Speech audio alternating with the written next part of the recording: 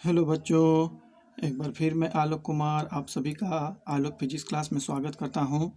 और पिछले जिस प्रकार हम लोगों ने नेत्र दोष और प्रकाशिक यंत्र का अध्याय को समाप्त कर उससे संबंधित सभी प्रश्नों को हल किया था, तो उसी अध्याय के समाप्ति के बाद आज हम लोग एक नया अध्याय और छोटे अध्याय की ओर बढ़ रहे हैं, जिसका नाम है प्रिज्म और है ना वर्ण विक्षेपण।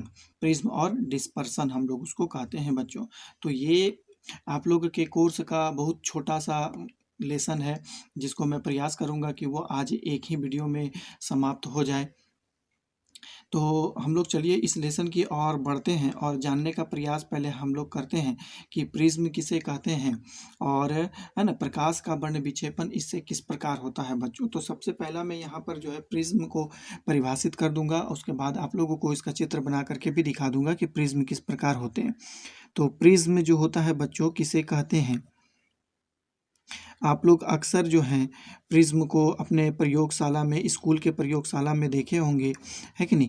वो एक इस प्रकार होता है कि नहीं, कि तीन आयताकार फलक, आप उसको कभी घुमा करके देखिएगा तो वो कैसे होगा कि तीन आयताकार फलक होंगे, है ना, जो कि किसी कोण पर झुके होते हैं और साथ में उसके ऊपर और निचली सतह पर जो होता है तिकोना, है ना, सतह होता है और वो पूर्णतः पारदर्शी होते हैं, तो उसको हम लोग प्रिज्म कहेंगे बच्चों। तो इस प्रकार प्रिज्म को परिभाषित करेंगे कि प्रिज्म, है कि नहीं, देखिए प्रिज्म प्रिज्म एक ऐसी, है ना, पारदर्शी संरचना होती है, पारदर्शी संरचना होती है जिसमें, है ना, जिसमें तीन आयताकार फलक, जिसमें तीन आयताकार फलक किसी कोण पर, तीन आयताकार फलक किसी कोण पर झुके होते हैं, झुके होते हैं, झुके होते हैं तथा उसके ऊपर, उसके ऊपर तथा नीचे सतह पर, सतह पर, सतह पर, है ना, त्रिभुजाकार, त्रिभुजाकार, है ना, त्रिभुजाकार भाग स्थित होता है, त्रिभुजाकार भाग, है ना, होता है, प्रिज्म कहलाता है बच्चों, प्रिज्म कहलाता है।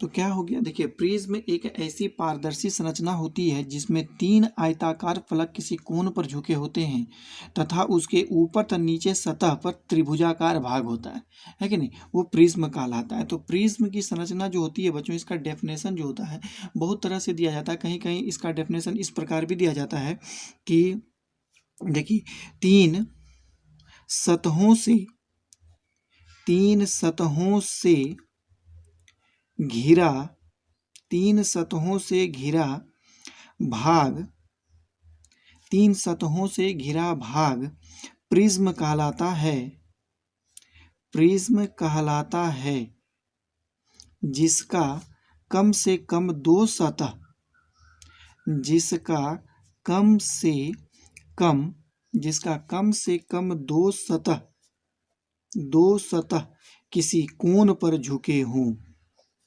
है ना, किसी कोण पर झुके हों, किसी कोण पर झुके हों। तो ऐसे भी हम लोग जो है प्रिज्म को डिफाइन करते हैं बच्चों। तो उसका पहला डेफिनेशन जो होता है मैंने इस प्रकार लिखा है कि प्रिज्म एक ऐसी पारदर्शी संरचना होती है जिसमें आयताकार, तीन आयताकार फलक किसी कोण पर झुके होते हैं तथा उसके ऊपर तथा निचली सतह पर त्रिभुजाकार भाग होता है, प्रिज्म कहलाता है। या फिर उसको आप ऐसे भी सरल शब्दों में परिभाषित कर सकते हैं कि तीन सतहों से घिरा भाग प्रिज्म कहलाता है जिसका कम से कम दो सतह किसी कोण पर झुके हों। तो प्रिज्म का देखिए संरचना यदि हम बनाएंगे बच्चों तो कुछ इस प्रकार बनाते हैं, देखिए। तो इसमें तीन आयत होते हैं, है कि नहीं, तीन आयताकार भाग होते हैं बच्चों, है कि नहीं, और तीनों आयताकार भाग जो होंगे वो किसी कोण पर झुके होंगे।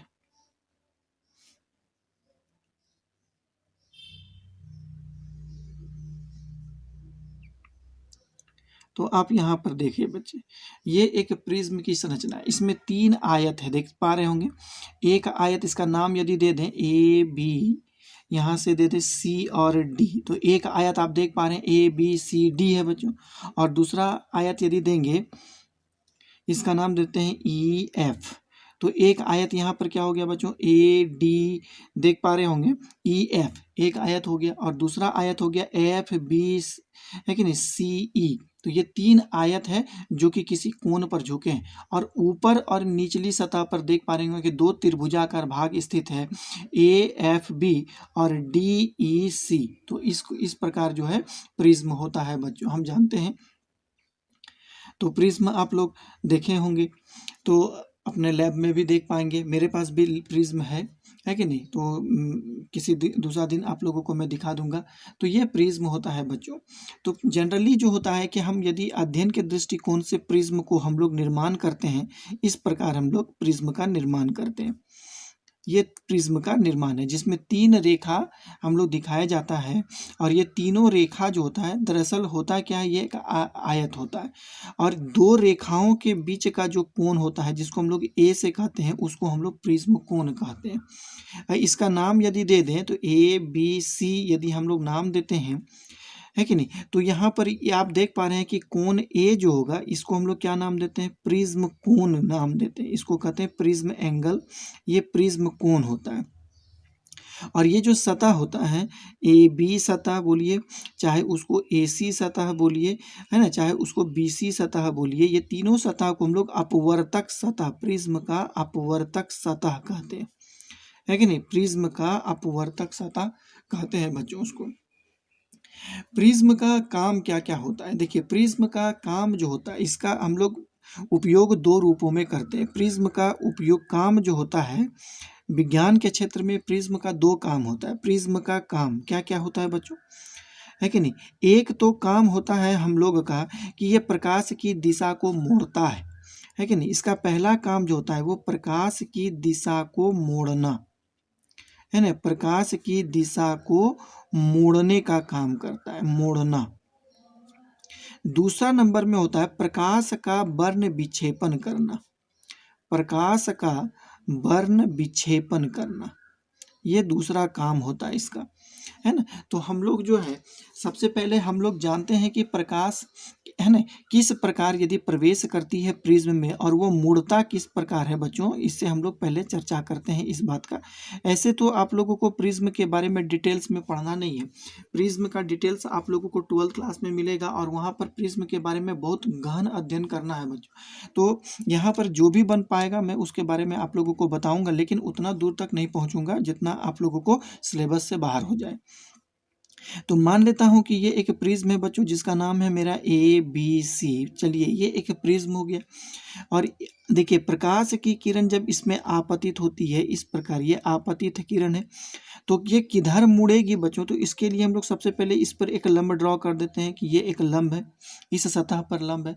तो आप जानते हैं कि ये एक विरल माध्यम है, बाहर में विरल माध्यम है बच्चों, और इसके ये जो कांच का बना होता है, इसीलिए ये एक क्या हो जाएगा, सघन माध्यम, और पुनः बाहर में विरल माध्यम होगा, है कि नहीं। जब प्रकाश की किरण विरल माध्यम से सघन माध्यम में तो जाती है बच्चों, तो आप लोग जानते होंगे कि उसका वो किधर मुड़ेगी, वो अभिलंब की ओर मुड़ेगी। यह प्रकाश का वास्तविक पथ है, ये प्रकाश इधर जाएगी तो वह अभिलंब की ओर मुड़ती है बच्चों। अभिलंब की ओर मुड़ करके जो है वो किधर जाएगी, देख पा रहे हैं आप लोग कि वो जो है दूसरे सतह की ओर बढ़ी। दूसरे सतह पे वो किधर मुड़ेगा बच्चों, इसके लिए हमको भी क्या करना पड़ेगा, इस पर एक लंब ड्रॉ करना पड़ेगा इस बिंदु पर। तो हम लोग यहाँ पर एक इस प्रकार लंब ड्रॉ कर देते हैं बच्चों। तो आप लोग देख रहे हैं कि अब प्रकाश की किरण ज्योति सघन माध्यम से विरल माध्यम में जाती है, तो उसका वास्तविक पथ तो ये है बच्चों, लेकिन वो अब तो अभिलंब से दूर हटने का काम करेगा, तो ये वास्तविक दूर हट जाएगी, इस दिशा में वो हट जाती है।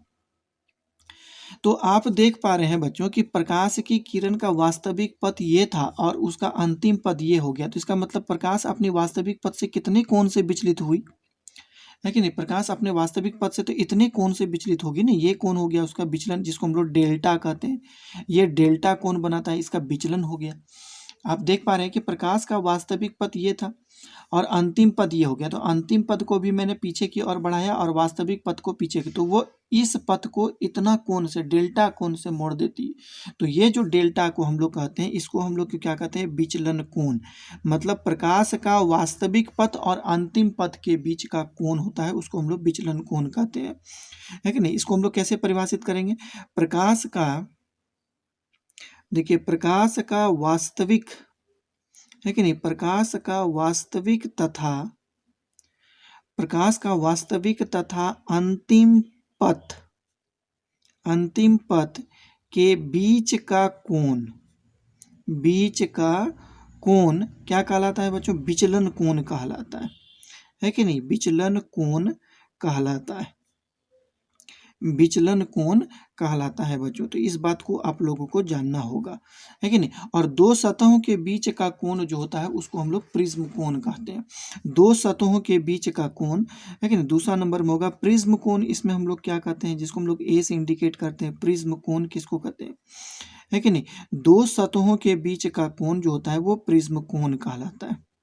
दो सतहों के बीच का कोण, दो सतहों के बीच का कोण प्रिज्म कोण कहलाता है ना? प्रिज्म कोण प्रिज्म कोण कहलाता है, प्रिज्म कोण कहलाता है बच्चों। तो आप लोग जो है इसमें यदि कोण, तो इसको हम लोग फिगर में देखेंगे तो इस कोण को हम लोग क्या कहेंगे? आपतित कोण कहते हैं। इसको हम लोग आई से इंडिकेट करेंगे, नहीं बच्चों?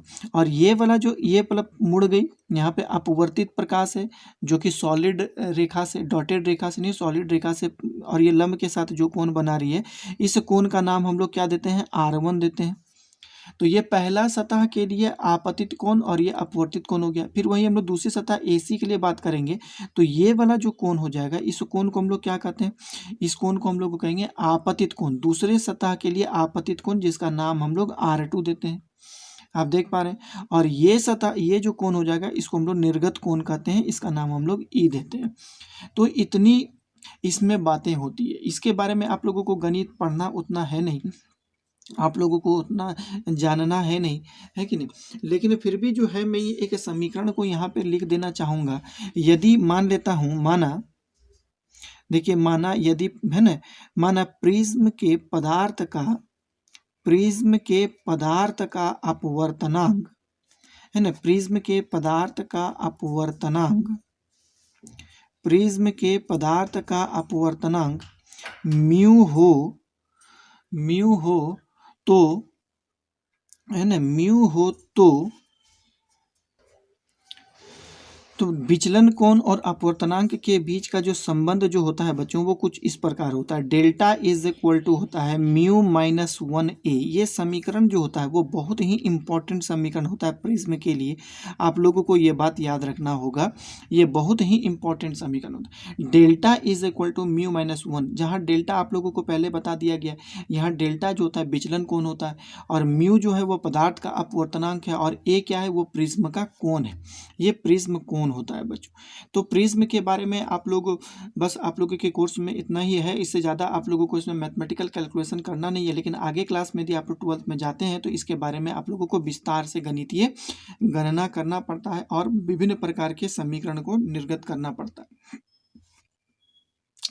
तो अब हम लोग इसमें जानेंगे बच्चों कि हम जो है ना, प्रकाश का वर्ण विक्षेपन किस प्रकार होता है, और ये कौन सी घटनाएं है मेरे पास। ये बहुत मज़ेदार चीज़ है बच्चों, इसको हम लोग अच्छा से पढ़िए और जानिए इसमें प्रकाश का वर्ण विक्षेपन किस प्रकार होता है। तो चलिए हम लोग जानते हैं प्रकाश का वर्ण विक्षेपन, है कि नहीं, जिसको हम लोग डिस्पर्सन भी कहते हैं।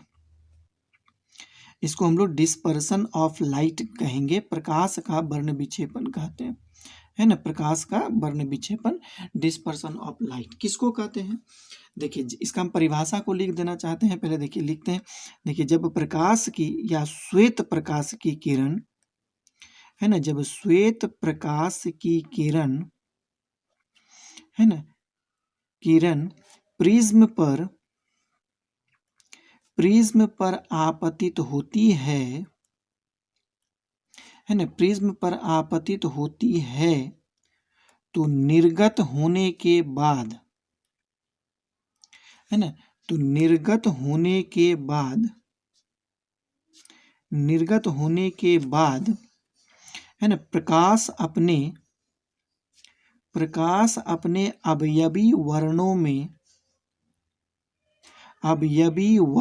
में या रंगों में, वर्ण मतलब होता है रंग बच्चों, है ना, अवयवी वर्णों में विभाजित हो जाती है ना, अवयवी वर्णों में विभाजित हो जाती है। प्रकाश का इस प्रकार, है ना, विभिन्न वर्णों में विभाजित होना, है ना, विभिन्न वर्णों में विभाजित होना प्रकाश का वर्ण विक्षेपण कहलाता है। प्रकाश का वर्ण विक्षेपण कहलाता है। तो ये आप समझ रहे होंगे कि जब श्वेत प्रकाश की किरण जब किसी प्रिज्म पर पड़ती है तो प्रिज्म से जब वो प्रकाश बाहर निकलेगी तो वो अपने अवयवी वर्णों में, मतलब जो जो रंगों से मिल करके वो बना होता है वो सारा वर्ण अलग अलग हो जाता है, तो वो अवयवी वर्णों में विभाजित हो जाता है। तो प्रकाश का इस प्रकार विभाजित होना प्रकाश का वर्ण विक्षेपण कहलाता है बच्चों, है ना। तो पुराने जमाना में ये बात जब देखा जाता था कि जब किसी, है ना, कांच से जब प्रकाश की किरणें जब गुजरती थी और वह 7 रंग अलग अलग विभाजित हो जाते थे, तो उस समय के व्यक्ति सोचा करते थे कि ये रंग जो है वही पदार्थ उत्पन्न करता है, ये पदार्थ ही जो है रंग को उत्पन्न करता है। लेकिन न्यूटन ने जब हमारे पास आए और इसके संबंध में बहुत सारा महत्वपूर्ण प्रयोग करके जब हम लोगों को यह बात साबित करके दिखाया कि वो वर्ण जो है वो पदार्थ उत्पन्न नहीं करता है, बल्कि वो प्रकाश का अपना वर्ण होता है जो कि प्रिज्म में से अलग अलग हो जाता है कि नहीं। तो हम लोग आज इसके बारे में जानेंगे कि वो किस प्रकार अलग अलग होता है बच्चों। ये बहुत ही इंटरेस्टिंग चीज़ है। तो चलिए हम लोग आगे पढ़ते हैं।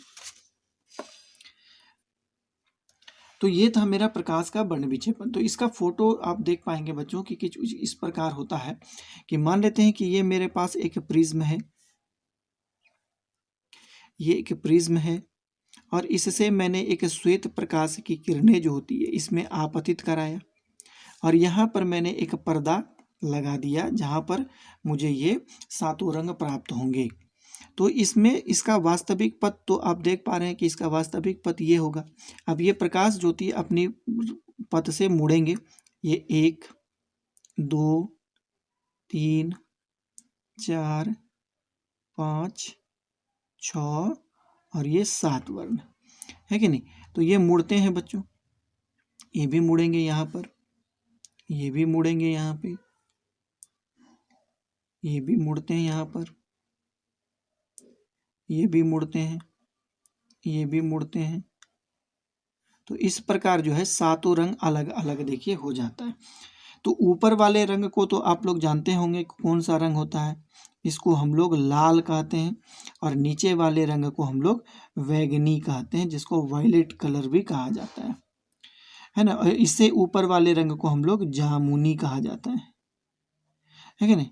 और इससे ऊपर वाले रंग जो होते हैं वो नीला होते हैं, है ना। उसके बाद वो हरा होते हैं, ये होता है पीला, उसके बाद होता है नारंगी। तो ये अलग अलग 7 वर्ण होते हैं बच्चों, लाल, नारंगी, पीला, हरा, नीला, जामुनी और वैगनी। तो इसको आप लोग नाम याद रख सकते हैं। पहला लेटर सबका आप लोग याद कर लीजिए, लाल का ला, नारंगी का ना, पीला का पी, हा, नी, जा, है ना, बे। इस प्रकार याद कर सकते हैं कि बे, सॉरी, है ना, नीचे से भी याद कर सकते हैं, बे, ज, नी, हा, पी, ना, ला, ऐसे भी याद कर सकते हैं। या फिर आप लोग बेबजेयोर भी कह करके हम लोग उसको याद कर सकते हैं। Violet, indigo, blue, green, yellow और ऑरेंज और रेड, ऐसे भी आप लोग उसको याद कर सकते हैं, बेबजेयोर कह सकते हैं। तो इस प्रकार जो है हमको एक 7 रंग यहाँ पर देख पा रहे हैं प्राप्त हो रहा है। तो ये जो पर्दा पर जो मुझे एक रंगीन, है ना, पट्टी जो प्राप्त होती है उसको बच्चों हम लोग वर्णपट कहते हैं। ये वाला को भाग हम लोग स्पेक्ट्रम कहते हैं, वर्णपट कहेंगे इसको क्या कहेंगे, वर्णपट पट कहते हैं, वर्णपट। इसको हम लोग इंग्लिश में स्पेक्ट्रम भी हम लोग कहते हैं बच्चों, स्पेक्ट्रम कहते हैं, है ना। तो अब हम यहाँ पर जानेंगे कि हम लोग वर्णपट या स्पेक्ट्रम किसको कहते हैं बच्चों। वर्णपट है ना, या स्पेक्ट्रम हम लोग किसको कहते हैं, वर्णपट या हम लोग स्पेक्ट्रम किसको कहते हैं, चलिए इसको हम लोग जानते हैं। देखिए, जब श्वेत प्रकाश की किरण, श्वेत प्रकाश से संबंध में ही हम लोग स्पेक्ट्रम हम लोग प्राप्त करेंगे। ऐसे तो स्पेक्ट्रम बहुत कुछ का होते हैं बच्चों, है कि नहीं, प्रकाश इस रंगों से ज़्यादा भी और भी रंग होते हैं, है कि नहीं, लेकिन आप लोगों के लिए फिलहाल इतना ही स्पेक्ट्रम का हम लोग परिभाषित करेंगे। देखिए, जब श्वेत प्रकाश की किरण, जब श्वेत प्रकाश की किरण प्रिज्म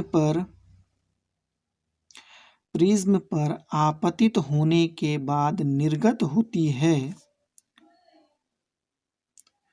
आपतित होने के बाद निर्गत होती है, निर्गत होती है, तो एक रंगीन पट्टी,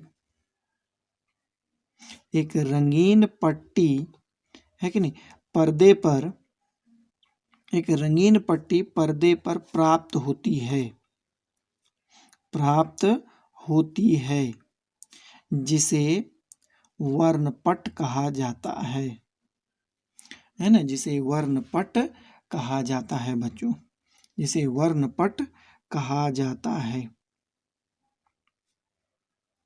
तो उसी को हम लोग स्पेक्ट्रम कहते हैं बच्चों। तो ये बात आप लोग को समझ में आ गया होगा। तो यहाँ पर ये इसको स्पेक्ट्रम ही हम लोग कहेंगे, ये श्वेत प्रकाश का स्पेक्ट्रम है कि नहीं, ये वर्णपट है। तो अब मेरे पास सवाल ये है बच्चों कि आखिर जो है कि प्रिज्म से जब श्वेत प्रकाश की किरण गुजरती है तो वे 7 रंग में बट कैसे जाते हैं। तो चलिए हम लोग इसका कारण जानते हैं। स्पेक्ट्रम का कारण या वर्ण विक्षेपण का कारण हम लोग जानते हैं। वर्ण विक्षेपण का कारण, वर्ण विक्षेपण का क्या कारण है होता है बच्चों। तो चलिए हम लोग एक बात यहाँ पर जानते हैं, इसका कारण हम लोग जानते हैं, बहुत ही इंटरेस्टिंग आपका कारण है बच्चों। देखिए, दरअसल बात ये होता है बच्चों कि जब प्रकाश की किरण, है कि नहीं, जब प्रिज्म पर पड़ती है ना, जब प्रकाश की किरण जब प्रिज्म पर पड़ती है तो प्रकाश में 3 बातें होती है, प्रकाश में 3 बातें होती है। क्या क्या? प्रकाश का चाल होता है, प्रकाश की अपनी आवृत्ति होती है कि नहीं, सब रंग का अलग अलग आवृत्ति होती है, और सब वर्ण का अलग अलग तरंग दैर्घ्य होता है। ये चीज़ याद रखिएगा, है। जितने भी प्रकाश आप देख पा रहे हैं, यहाँ पे 7 वर्ण देख पा रहे हैं, सभी वर्ण से संबंधित उसका अपना एक चाल होता है, उसकी अपनी एक आवृत्ति होती है, और अपना एक तरंग दैर्घ्य होता है। लेकिन बात यहाँ पर होता है कि जब प्रकाश एक माध्यम से दूसरे माध्यम में जाती है तो प्रकाश का आवृत्ति में परिवर्तन नहीं होता है। तो मैंने क्या बोला, इस बात को समझिएगा। प्रकाश, है ना, जब प्रकाश एक माध्यम से दूसरे माध्यम में जाती है ना, एक माध्यम से दूसरे माध्यम में जाती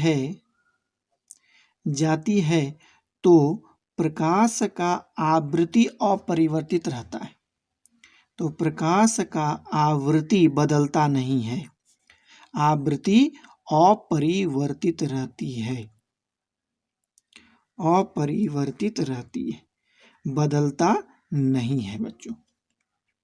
तो चलिए ये बात समझ में आ गया। तो एक संबंध होता है बच्चों, गणित में या विज्ञान में हम लोग पढ़े होंगे कि V = n लैम्डा होता है। ये संबंध आप लोग 10th क्लास के तरंग लेसन में पढ़े होंगे। V = n लैम्डा होता है ना, सॉरी, C = या V = n लैम्डा। जहाँ C जो होता है, यहाँ C जो होता है उसको हम लोग प्रकाश की चाल कहते हैं, प्रकाश की चाल कहा जाता है, और n को हम लोग आवृत्ति कहा जाता है, प्रकाश की आवृत्ति कहते हैं, और लैम्डा जो होता है उसको हम लोग प्रकाश का तरंग दैर्घ्य कहते हैं, वेवलेंथ कहते हैं।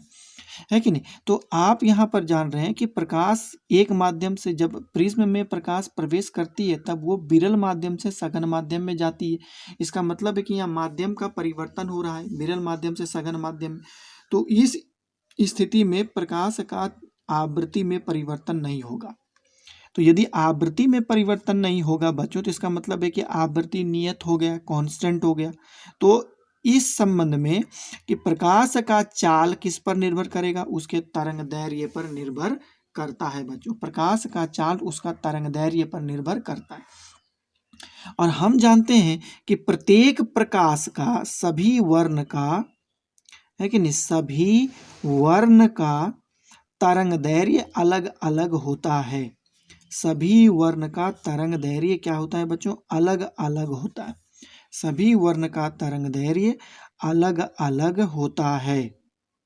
तो आप समझिए कि सभी वर्ण का तरंग दैर्घ्य यदि अलग अलग होगा तो सभी वर्ण का चाल भी तो अलग अलग होगा, है कि नहीं। सभी वर्ण का तरंग दैर्घ्य यदि अलग अलग है तो सभी वर्ण का चाल भी अलग अलग होगा, है कि नहीं। इस बात को आप समझ में आ गया।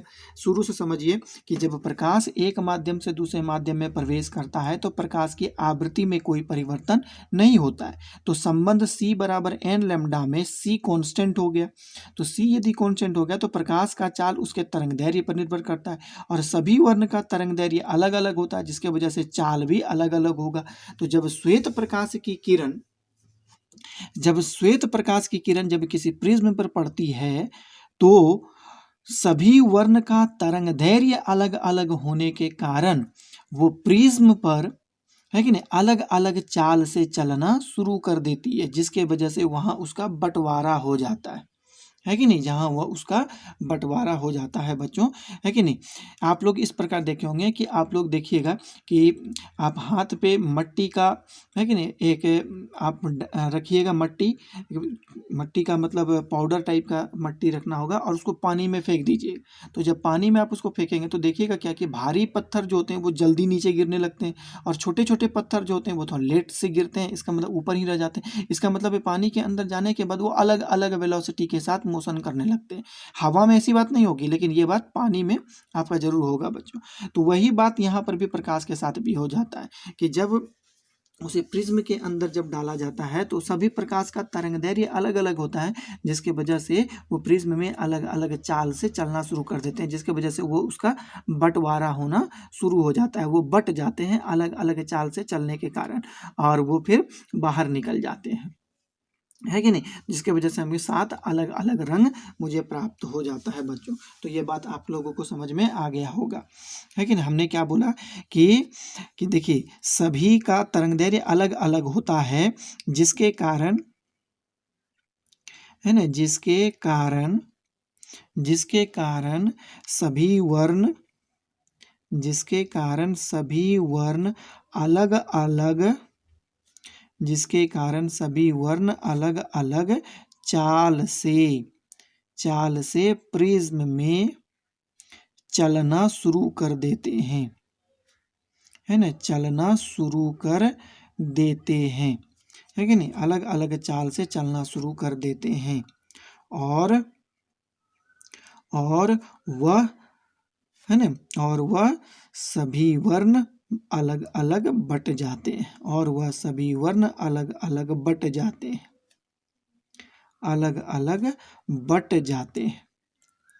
है ना, बट जाते हैं।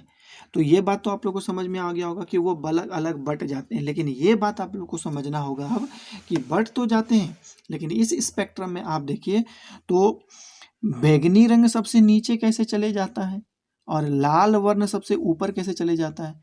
तो बैंगनी रंग ऊपर क्यों नहीं जाता है और लाल रंग नीचे क्यों नहीं आता है, तो इसका भी कारण आप लोगों को जानना होगा कि आखिर जो है ऐसा क्यों होता है कि बैंगनी रंग का विचलन कोण सबसे ज़्यादा होता है। आप लोग यहाँ पे देखे होंगे विचलन कोण, तो ये वाला कोण देख पा रहे होंगे यहाँ से यहाँ तक, ये बैंगनी वर्ण का है। तो बैंगनी वर्ण का विचलन कोण सबसे ज़्यादा होता है, लेकिन लाल वर्ण का विचलन कोण सबसे कम होता है। तो आखिर ऐसा क्यों होता है कि बैंगनी वर्ण जो है प्रिज्म से जब बाहर निकलती है तो वो ज़्यादा कोण से मुड़ जाती है ना, और जब लाल वर्ण जब प्रिज्म से बाहर निकलती है तो वो कम कोण से मुड़ जाती है। ऐसा क्यों होता है? तो चलिए आज हम इसका बारे में हम लोग भी जानते हैं। तो यहाँ पर बात समझिए कि लाल वर्ण का तरंगदैर्घ्य ज़्यादा होता है। आप लोगों को पहले भी क्रांतिक कोण के समय में भी ये बात मैंने बताया था, है ना, कि लाल वर्ण का तरंगदैर्घ्य ज़्यादा होता है। लाल वर्ण का तरंगदैर्घ्य बच्चों क्या होता है? ज़्यादा होता है। तो यदि इसका तरंगदैर्घ्य यदि ज़्यादा होगा तो इसका चाल भी ज़्यादा होगा। इसका क्या होगा बच्चों? चाल ज़्यादा होता है, अधिक होगा, मतलब ये प्रिज्म में ज़्यादा स्पीड से चलेगा, ज़्यादा होता है। वहीं यदि हम लिखेंगे कि बैंगनी वर्ण का, है ना, बैंगनी वर्ण का तरंगदैर्घ्य कम होता है, बैंगनी वर्ण का तरंगदैर्घ्य कम होता है, बैंगनी वर्ण का तरंगदैर्घ्य कम होता है, तो इसका मतलब क्या होगा? इसका चाल कम होगा, इसका चाल कम होगा बच्चों।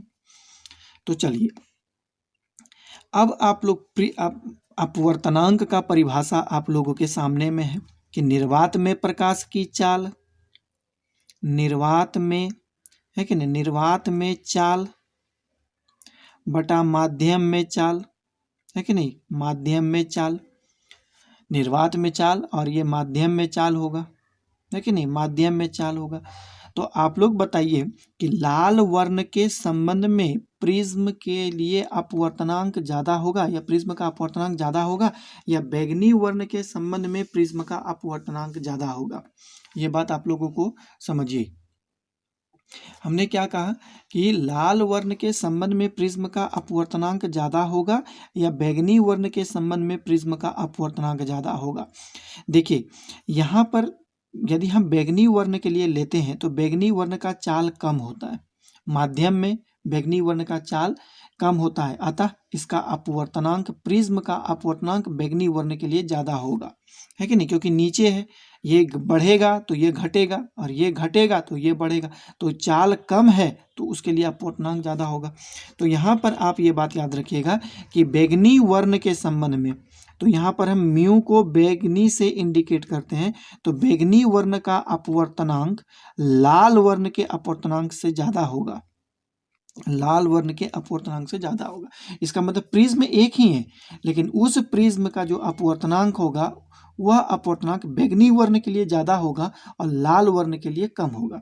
ऐसा क्यों हुआ आप लोगों को समझ में आ गया? वो सब निर्भर कर रहा है किस पर? चाल पर, है कि नहीं, क्योंकि हम लोग अपवर्तनांक की परिभाषा जानते हैं कि निर्वात में चाल बटे माध्यम में चाल।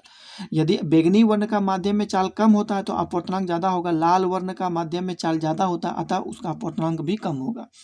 तो यह प्रिज्म का अपवर्तनांक बैंगनी वर्ण के लिए ज़्यादा होता है और लाल वर्ण के लिए कम होता है। तो अभी तुरंत मैंने आप लोगों को एक समीकरण प्रिज्म के संबंध में जो बताया था, वो समीकरण क्या होता है? Delta is equal to mu minus 1a। तो देखिए विचलन कोण अपवर्तनांक पर निर्भर कर रहा है, प्रिज्म कोण तो कांस्टेंट है, प्रिज्म कोण तो बदला नहीं जा सकता है, इसका प्रिज्म कोण लाल वर्ण के लिए भी वही है और बैंगनी वर्ण के लिए भी वही होगा। तो यहाँ पर निर्भर किस पर करेगा बच्चों? यहाँ पर विचलन कोण अपवर्तनांक पर निर्भर कर रहा है। अब लोग बताइए कि किसका अपवर्तनांक ज़्यादा है? बैंगनी वर्ण का अपवर्तनांक ज़्यादा है तो विचलन ज़्यादा होगा कि नहीं? तो इसका मतलब है कि डेल्टा बैंगनी का मान ज़्यादा होगा, समीकरण से डेल्टा बैंगनी का मान ज़्यादा होगा डेल्टा लाल की तुलना में। इस बात को आप लोग समझ गए होंगे। इसीलिए प्रिज्म से निर्गत होने के बाद, है ना, बैंगनी सबसे ज़्यादा कोण से मुड़ती है और लाल सबसे कम कोण से मुड़ता है। यदि इस बात को नहीं समझ में आता है तो इसको एक बार फिर से समझने का प्रयास करिए। हम फिर से आप लोगों को बताते हैं कि लाल वर्ण का तरंगदैर्घ्य ज़्यादा होता है, तो समीकरण से हम लोग जानते हैं, ऊपर के समीकरण से C, है ना, डायरेक्टली प्रोपोर्शनल टू लैम्डा, समानुपाती होता है तरंगदैर्घ्य का। तो तरंगदैर्घ्य ज़्यादा होगा तो चाल भी ज़्यादा होगा, तो तरंगदैर्घ्य ज़्यादा है तो लाल का चाल ज़्यादा हो गया। तो बैंगनी वर्ण का तरंगदैर्घ्य कम है तो उसका चाल भी कम होगा। अब चलिए अपवर्तनांक का परिभाषा, निर्वात में प्रकाश की चाल बटे माध्यम में चाल। हम जानते हैं कि बैंगनी वर्ण का चाल कम होता है, तो अतः उस माध्यम के संबंध में अपवर्तनांक बैंगनी का कम होगा। लाल वर्ण का चाल ज़्यादा होता है, अतः लाल वर्ण का अपवर्तनांक उस माध्यम के सापेक्ष क्या होगा? कम होगा। चाल ज़्यादा हो गया, कम हो गया बैंगनी का। ये बात समझ में आ गया। तो ये संबंध में आ गया कि ये प्रिज्म का जो अपवर्तनांक होता है वो बैंगनी वर्ण के लिए ज़्यादा होता है और लाल वर्ण के लिए कम होता है। तो अब ये संबंध मैंने जो पहले आप लोगों को प्रिज्म जब पढ़ा रहा था उस समय बताया था कि delta is equal to mu minus 1 होता है। तो यहाँ पर विचलन कोण का मान है कि नहीं अपवर्तनांक पर निर्भर करता है। तो अपवर्तनांक किसका ज़्यादा होता है? बैंगनी वर्ण का, तो विचलन भी ज़्यादा होगा। तो इसलिए लिखे हैं डेल्टा बैंगनी बड़ा है डेल्टा लाल से। तो आप लोगों को समझ में आ गया होगा कि बैंगनी वर्ण क्यों ज़्यादा कोण से मुड़ती है। तो ये बात आप लोगों को समझ में आ गया बच्चों। तो चलिए हम लोग आगे बढ़ते हैं और हम लोग ये बात जानते हैं कि कोई वस्तु है ना अलग अलग रंग के क्यों दिखाई पड़ते हैं। यदि ये बात आप लोगों को समझ में नहीं आता है तो इस वीडियो को आप लोग 2 से 3 बार देखें बच्चों, क्योंकि ये बात इतनी आसानी से नहीं समझ में आती है। इसको आप लोगों को बार बार रिवीजन करना ही पड़ेगा, समझना पड़ेगा अपने दिमाग से। लिख लिख करके जो बातें मैं बोल रहा हूँ उसको आप लोग अपने कॉपी में उसको लिखिए, है कि नहीं। इतनी इतनी बातें लिखना मेरे लिए यहाँ पर संभव नहीं है, इसलिए मैं बोल देता हूँ, उसको समझा देता हूँ, उसको आप अपने से लिखने का प्रयास करिए बच्चों, तब जाके ये बात आप लोगों को समझ में आएगी। तो यहाँ पर हम लिखेंगे कि कोई वस्तु जो होती है वो अलग अलग रंग की क्यों दिखाई पड़ती है। तो चलिए हम लोग देखेंगे कि वस्तु का रंगीन दिखाई पड़ने का कारण क्या है। देखिए वस्तु का रंगीन दिखाई पड़ने का कारण क्या है बच्चों। वस्तु का रंगीन दिखाई पड़ने का कारण क्या है कि नहीं। रंगीन दिखाई पड़ने का कारण क्या है।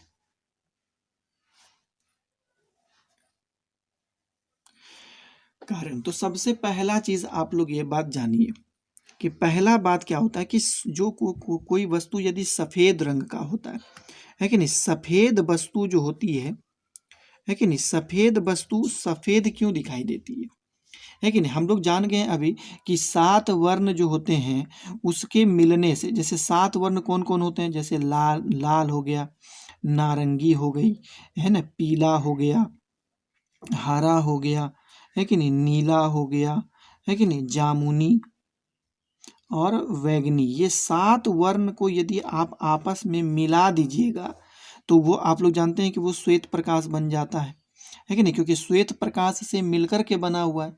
और इसको सभी को फिर से मिला दीजिएगा तो वो श्वेत प्रकाश पुनः बन जाता है। तो इसका मतलब हो गया कि कोई भी वस्तु हमें सफ़ेद रंग क्यों दिखाई पड़ती है, जरा सा आप समझिए। क्योंकि जब इसमें सभी प्रकाश पड़ते हैं है कि नहीं, कोई जब इसमें प्रकाश यदि पड़ता है तो वो सभी प्रकाश को परावर्तित कर देता है। तो सभी प्रकाश हमारे आंख पर पड़ता है और सभी प्रकाश मिलकर के सफ़ेद रंग बनाते हैं, जिसके वजह से वो वस्तु मुझे सफ़ेद दिखाई पड़ता है। तो सफ़ेद वस्तु क्या करते हैं कि वो सभी वर्ण को परावर्तित कर देते हैं, सभी वर्ण को परावर्तित कर देते हैं। सफ़ेद वस्तु सभी वर्ण को परावर्तित कर देते हैं, परावर्तित कर देते हैं, जिसके वजह से हमें वस्तु सफ़ेद नजर आता है कि नहीं। ये बात समझ में आ गया होगा कि जब कोई सफ़ेद वस्तु पर जब कोई प्रकाश पड़ता होगा तो वो क्या करते हैं, वो वस्तु सभी प्रकाश को परावर्तित कर देता है। तो जो परावर्तित प्रकाश हमारे आँख पर पड़ता है और उस परावर्तित प्रकाश में सभी वर्ण मौजूद होते हैं, जिसके वजह से वो मिल करके सफ़ेद बना देते हैं और हमें वस्तु सफ़ेद नज़र आती है। वहीं यदि हम बात करते हैं कि कोई वस्तु मुझे काला नज़र क्यों आता है, काला वस्तु मुझे काला नज़र क्यों आता है। अब जैसे बताइए कि जब मेरे आँख पे कोई भी रंग पड़ेगा नहीं तो वस्तु मुझे काला दिखेगी, है कि नहीं। तो इसका मतलब हो गया कि काला वस्तु सभी प्रकाश का अवशोषण कर लेता है, सभी वर्ण का अवशोषण कर लेता है। कोई भी रंग जो होती है इससे परावर्तित होकर के वापस नहीं लौटती है कि नहीं। तो जब वो वापस नहीं लौटेगी तो कोई भी वर्ण मेरे आँख पर पड़ेगा नहीं, जिसके वजह से मुझे वो वस्तु काला नजर आएगी। तो काला क्या होता है कि ये सभी वर्ण का अवशोषण कर लेती है, सभी वर्ण का अवशोषण कर लेती है बच्चों, सभी वर्ण का अवशोषण कर लेती है कि नहीं। तो ये बात को समझिए कि जब ये सभी वर्ण का अवशोषण कर लेगी तो क्या होगा, कोई भी वर्ण हमारे आंख पर पड़ेगा नहीं, जिसके वजह से हमें वस्तु काला नजर आएगा। तो ये 2 बातें आप लोगों के लिए इंपॉर्टेंट है कि सफ़ेद वस्तु सफ़ेद क्यों नजर आती है, क्योंकि वो उस पर पड़ने वाले सभी वर्ण का वो परावर्तन कर देती है। तो सभी वर्ण हमारे आँख पर पहुँचता है, जिसके वजह से सभी वर्ण मिलकर के सफ़ेद वर्ण बनाती है और वो वस्तु मुझे सफ़ेद नजर आता है। लेकिन काला वस्तु क्या होता है, उस पर पड़ने वाली सभी प्रकाश की किरणों का वो अवशोषण कर लेता है, आता है कि नहीं। तो जिसके वजह से कोई भी वर्ण वो हमारे आँख पर लौट करके वापस नहीं आती, जिसके वजह से वो काला नज़र आता है कि नहीं। लेकिन यहाँ पर बात होता है कि कोई जैसे लाल गुलाब मुझे लाल नज़र क्यों आती है, इसके बारे में हम लोग बात करते हैं। लाल गुलाब हमें लाल नज़र क्यों आता है, लाल नज़र क्यों आता है, लाल गुलाब हमें लाल नज़र क्यों आता है। चलिए एक क्वेश्चन मैंने इसको उठाया और इसके बारे में हम लोग चर्चा करेंगे कि लाल गुलाब हमें लाल नज़र क्यों आता है। चलिए इसके बारे में हम लोग जानते हैं। तो यहाँ पर मान लेते हैं कि मेरे पास एक फूल है बच्चों, इस तरह करके एक फूल मैंने बनाता हूँ। ये एक फूल है, मान लेते हैं ये गुलाब का ही फूल है। ये क्या है, गुलाब है। तो जब इसमें प्रकाश की किरणें, जो श्वेत प्रकाश की किरणें पड़ेगी, तो आप लोग जानते होंगे कि श्वेत प्रकाश की किरण में, है कि नहीं, इसमें श्वेत प्रकाश की किरण जब पड़ती है तो श्वेत प्रकाश की किरण में सभी वर्ण मौजूद होते हैं, है कि नहीं, बेजा नीहा पीना ला सभी मौजूद होते हैं। तो ये गुलाब क्या करती है कि सभी वर्ण का अवशोषण कर लेती है कि नहीं। सभी वर्ण का मतलब बैंगनी का भी अवशोषण करेगी, जामुनी का अवशोषण, नीला, हरा, पीला, नारंगी, सभी का अवशोषण कर लेती है और सिर्फ लाल रंग को वो परावर्तित कर देती है। सभी वर्ण का अवशोषण कर लेगी और वो सिर्फ लाल वर्ण को परावर्तित कर देती है। तो लाल वर्ण के परावर्तन के कारण ये लाल वर्ण हमारे आँख पर पड़ती है कि नहीं।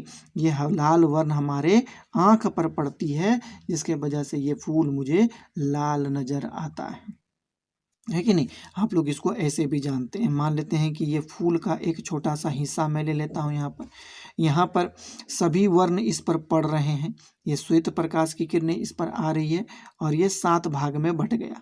7 भाग करने का मतलब हो गया कि यहाँ पर देखिए, है कि नहीं, यहाँ पर लाल भी है, इस पर सब प्रकाश पड़ रहा है, लाल भी है, इसमें नारंगी भी है कि नहीं, इस पर पीला भी है कि नहीं, इस पर हरा भी है बच्चों, इस प्रकार मैं बना रहा हूँ। इस पर नीला भी है कि नहीं, इसी पर है, ये सब इसी पर है, यहीं पर नीला भी है बच्चों, और इस पर जामुनी भी है और इस पर बैंगनी भी है। इसी प्रकार मैं बनाया हूँ बैंगनी। तो ये रंग क्या करता है, जब ये फूल के किसी हिस्से पर पड़ता है तो ये लाल वर्ण जब इसे टकराते हैं और टकरा करने के बाद लाल वर्ण को रिफ्लेक्ट कर देता है और बाकी सभी वर्ण का अवशोषण कर लेता है। वो सभी वर्ण का अवशोषण कर लेता है बच्चों, है कि नहीं। तो लाल वर्ण हमारे आँख पर पड़ता है, जिसके वजह से ये फूल मुझे लाल नज़र आता है। तो इसके बारे में मैं लिख देता हूँ बच्चों, तो वो ज़्यादा अच्छा रहेगा। आप लोग इसको लिखिएगा। ये देखिए, जब श्वेत प्रकाश की किरण नहीं, जब श्वेत प्रकाश की किरण लाल गुलाब पर पड़ती है, जब लाल गुलाब पर पड़ती है ना, तो क्या होता है, तो सभी वर्ण का, है ना, तो सभी वर्ण का अवशोषण हो जाता है, सभी वर्ण का अवशोषण हो जाता है। लेकिन सभी वर्ण का अवशोषण हो जाता है, लेकिन लाल वर्ण है कि नहीं, परावर्तित हो जाता है। लाल वर्ण परावर्तित हो जाता है। लाल वर्ण हमारे आँख पर पड़ता है, लाल वर्ण हमारे आँख पर पड़ता है, आँख पर पड़ता है, लाल वर्ण हमारे आँख पर पड़ता है, इसलिए लाल, है ना, गुलाब लाल नज़र आता है, लाल नज़र आता है बच्चों। तो ये बात आप लोगों को समझ में आ गया होगा। लेकिन एक क्वेश्चन और है यहाँ पर, ये बात आप लोगों को क्लियर हो गया होगा बच्चों, क्या मुझे लाल गुलाब लाल क्यों नज़र आता है। यदि यही बात हम कहेंगे कि यदि लाल गुलाब को, है ना, लाल गुलाब को, है ना, हरे चश्मे से देखा जाए, हरे चश्मे से देखा जाए, देखा जाए तो वह कैसा नजर आएगा, तो वह कैसा नजर आएगा। बताइए जरा सा इसका जवाब क्या होगा। यदि लाल गुलाब को हम हरे चश्मे से देखेंगे तो वो कैसा नजर आएगा बच्चों। जरा सा आप लोग इमेजिन करिए, वो काला नजर आएगा। कैसा नजर आएगा, वो काला।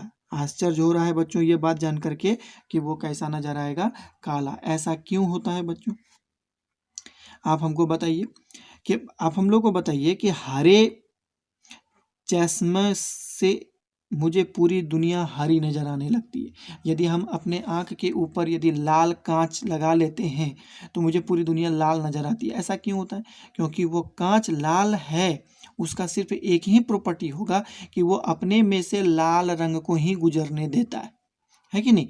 यदि मान लेते हैं कि ये चश्मा का हिस्सा है वो हरा कलर का है, तो इसमें सभी वर्ण पड़ेंगे, सातों वर्ण इसमें पढ़ते हैं, है कि नहीं। सभी वर्ण इसमें पढ़ेंगे, 1 2 3 4 5 6 7 सभी वर्ण पढ़ रहे हैं, है कि नहीं।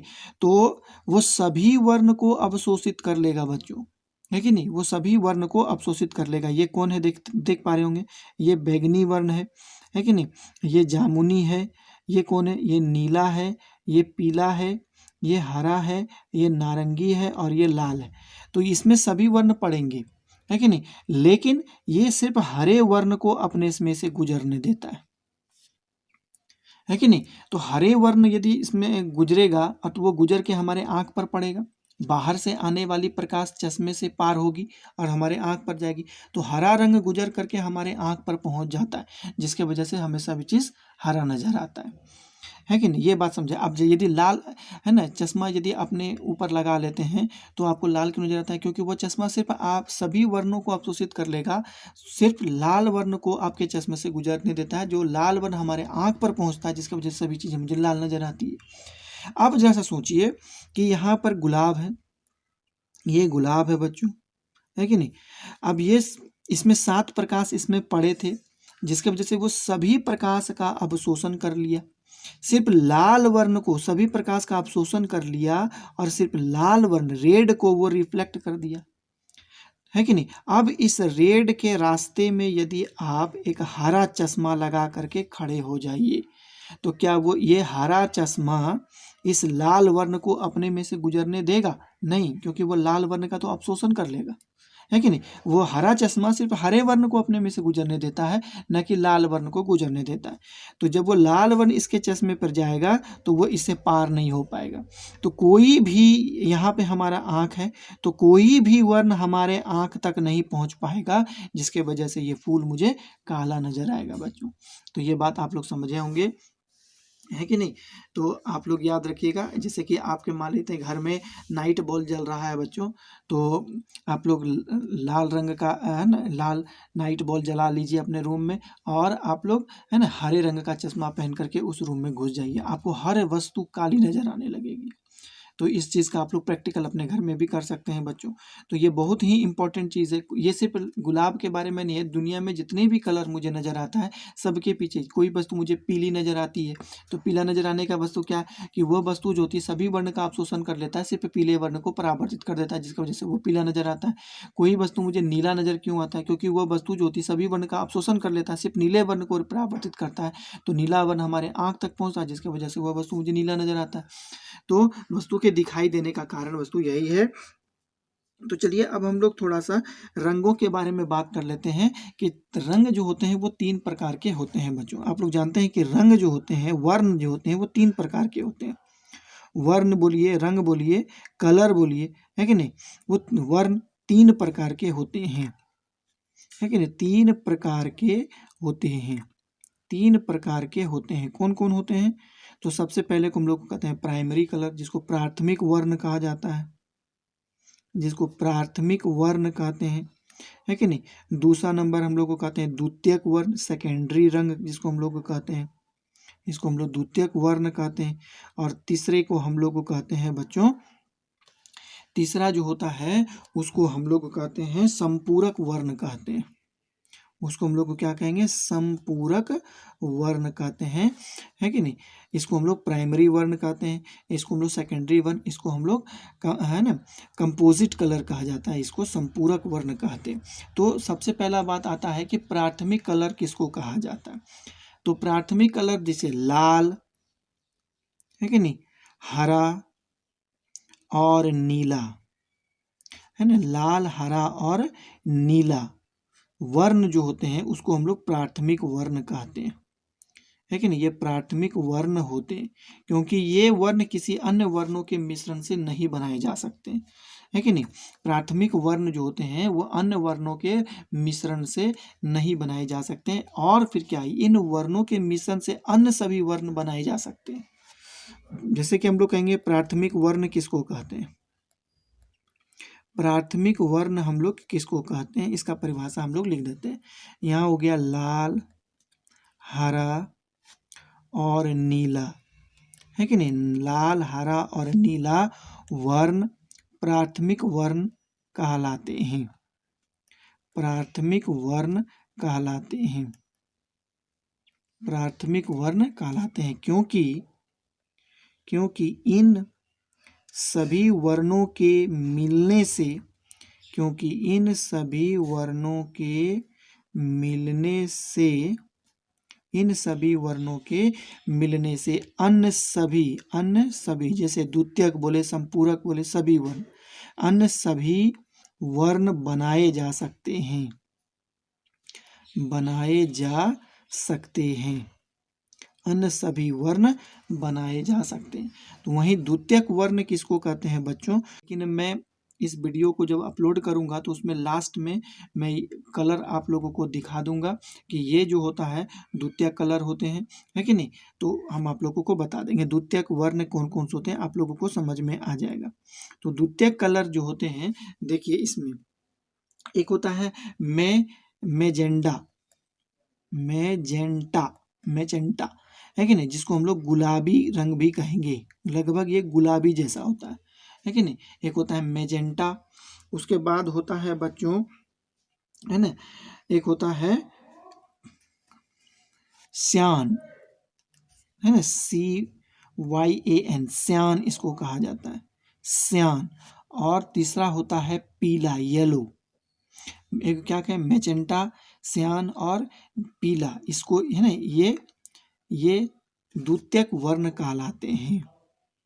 ये कौन से वर्ण कहलाते हैं, ये द्वितीयक वर्ण कहलाते हैं, ये द्वितीयक वर्ण कहलाते हैं बच्चों। तो आप लोगों को नहीं मालूम होगा कि मैजेंटा किसको कहा जाता है और है ना सियान किसको कहा जाता है, तो मैं इसके बारे में आप लोगों को बता दूंगा, क्योंकि यहाँ कलर दिखाना संभव नहीं है।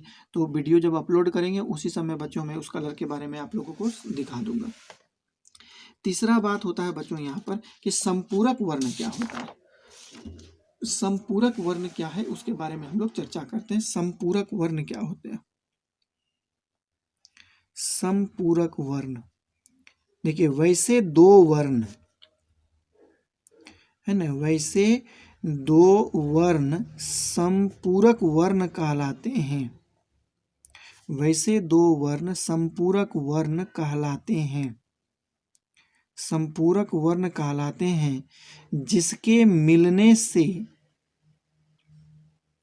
है ना, जिसके मिलने से श्वेत वर्ण प्राप्त होता है, जिसके मिलने से श्वेत वर्ण प्राप्त होता है, प्राप्त होता है, संपूरक वर्ण कहलाते हैं, है ना, संपूरक वर्ण कहलाते हैं। वैसे दो वर्ण संपूरक कहलाते हैं जिसके मिलने से श्वेत वर्ण प्राप्त होता है। जैसे एग्जाम्पल मैं आप लोगों को देता हूं, जैसे देखिए पहला नंबर में होता है जैसे पीला प्लस नीला, यदि आप मिलाइएगा तो आपको श्वेत वर्ण प्राप्त होंगे। उसके बाद दूसरा नंबर में होता है जैसे क्राउन, है कि नहीं, इस क्राउन को हम लोग ऐसे लिखते हैं, है कि नहीं, या इसको सी ही लिख देते हैं, जैसे C प्लस, है कि नहीं, R, red. Crown plus red को यदि आप मिलाते हैं तो आपको श्वेत रंग प्राप्त होगा बच्चों। और तीसरा नंबर में होता है मैजेंटा प्लस, आप लोग यदि ग्रीन कलर को यदि आप मिलाते हैं तो आपको श्वेत कलर प्राप्त होगा। तो ये 3 कलर इसको हम लोग संपूरक वर्ण कहते हैं। पीला प्लस नीला को आप मिलाइएगा तो श्वेत प्राप्त होता है ना। क्राउन प्लस रेड को मिलाइएगा तो आपको श्वेत रंग प्राप्त होगा। मैजेंटा प्लस ग्रीन को मिलाइएगा तो आप लोग को है ना श्वेत रंग प्राप्त होते हैं। तो अब हम लोग यहाँ पर जानते हैं रंगों का कॉम्बिनेशन कैसा कैसा होता है। ये लास्ट टॉपिक है बच्चों, तो चलिए हम लोग इसको पढ़ करके इस लेसन को ख़त्म करते हैं। तो चलिए हम लोग इसका एग्जाम्पल देखते हैं बच्चों कि है ना रंगों का। जैसे प्राथमिक वर्ण आप लोग जानते हैं, पढ़े आप लोग प्राथमिक वर्ण, है कि नहीं। प्राथमिक वर्ण में कौन कौन आते हैं, तो इसमें लाल प्लस हरा और प्लस नीला, है ना। लाल प्लस हरा प्लस नीला, ये तीनों रंग को मिलाइएगा तो आपको श्वेत वर्ण प्राप्त होंगे, है कि नहीं। प्राथमिक वर्ण तीनों को आप मिलाएंगे तो आपको श्वेत वर्ण प्राप्त होगा बच्चों, है कि नहीं। जैसे आप लोगों को यदि द्वितीयक वर्ण यदि प्राप्त करना है, क्योंकि आप लोग जानते हैं कि प्राथमिक वर्ण को तो किसी वर्ण से प्राप्त नहीं किया जाता है। लाल हरा और नीला आप कहीं से प्राप्त नहीं कर सकते। इन वर्णों के मिलाने से आप अन्य वर्ण प्राप्त कर सकते हैं, द्वितीयक वर्ण। जैसे जैसे जैसे आप द्वितीयक वर्ण को प्राप्त करना है, जैसे देखिए लाल प्लस नीला को यदि आप मिलाते हैं तो आपको प्राप्त हो जाता है है ना जेंटा प्राप्त हो जाता है, मैजेंटा आपको प्राप्त हो जाएगा। उसी प्रकार जैसे देखिए नीला प्लस हरा को यदि आप मिलाते हैं तो आपको सियान प्राप्त हो जाएगा बच्चों। उसी प्रकार यदि आप लाल है कि प्लस हरा को यदि आप मिलाते हैं तो आपको पीला प्राप्त होगा। तो ये लाल नीला ये सब क्या है, सब प्राथमिक। इधर आप देख पा रहे हैं तो ये सारा प्राथमिक वर्ण है, ये क्या है, सब प्राथमिक वर्ण है। और ये सब जैसे द्वितीयक वर्ण है, ये द्वितीयक वर्ण है। तो इसका मतलब हो गया, आप खुद देख पा रहे हैं कि 3 तरह के रंग होते हैं, जिसको एक को हम लोग प्राथमिक वर्ण कहते हैं, दूसरे को द्वितीयक वर्ण और तीसरा को संपूरक वर्ण। तो प्राथमिक वर्ण है ना, जो लाल हरा नीला होता है, ये प्रकृति में पहले से मौजूद होते हैं। इसको हम लोग बना किसी अन्य वर्णों के मिलाने से नहीं तैयार किया जा सकता है कि नहीं। ये स्वतंत्र अवस्था में होते हैं, लेकिन प्राथमिक वर्णों को मिलाने से अन्य वर्ण बना सकते हैं। तो जो वर्ण प्राथमिक रंगों के मिलने से बनता है उसको हम लोग द्वितीयक वर्ण कहते हैं। जैसे आप लोग यहाँ पर देखें। और फिर तीसरा संपूरक वर्ण जो होता है बच्चों, वो क्या होता है, संपूरक वर्ण जो होता है बच्चों, वो होता है कि जिन दो वर्णों को मिलाने पर श्वेत वर्ण प्राप्त होता है। तो आप लोग यहाँ पे देखें कि पीला नीला को मिलाए श्वेत हो गया, है कि नहीं। सियान और रेड को मिलाते हैं तो श्वेत प्राप्त होता है। मैजेंटा और ग्रीन को मिलाते हैं तो श्वेत रंग। तो ये सब मेरा संपूरक वर्ण होता है बच्चों।